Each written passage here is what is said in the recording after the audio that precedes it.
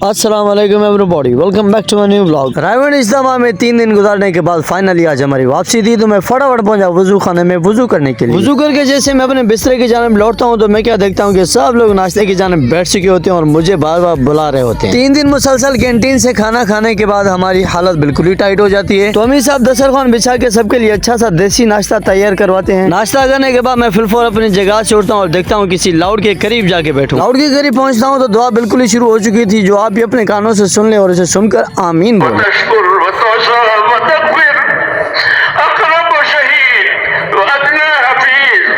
10 minute इज्तिमाई दुआ सुनने के बाद मैं काफ़ी ज़्यादा खुश तो हो जाता हूँ, लेकिन इसके साथ साथ मैं काफ़ी ज़्यादा दुखी भी हो जाता हूँ, क्योंकि यहाँ से मुझे वापसी को बिल्कुल ही जी नहीं चाह रहा था। सब लोग अपना बोरिया बिस्तर पैक करके गाड़ियों की तरफ रवाना हो जाते हैं, तो मैं और दिलावर भाई सोचते हैं कि यहाँ 3 दिन पलक झपकते ही गुजर गए, पता ही नहीं चला। वापसी के वक्त लबों में बस मेरा एक ही विल था कि अल्लाह हमारे घरों को, मोहल्लों को, इस पूरी कायनात की उम्मत मुसलमानों को दीन का काम ले।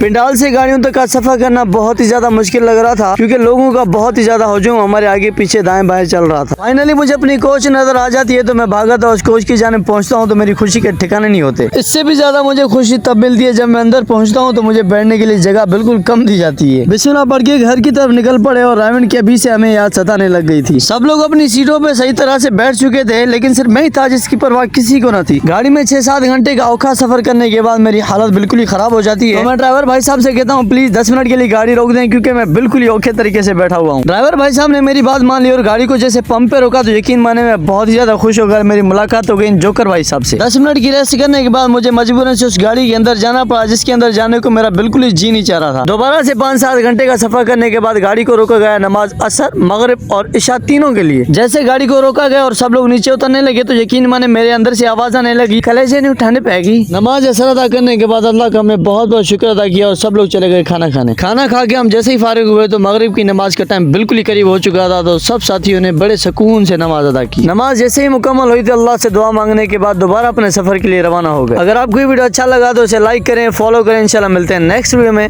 तब तक के लिए अल्लाह हाफिज।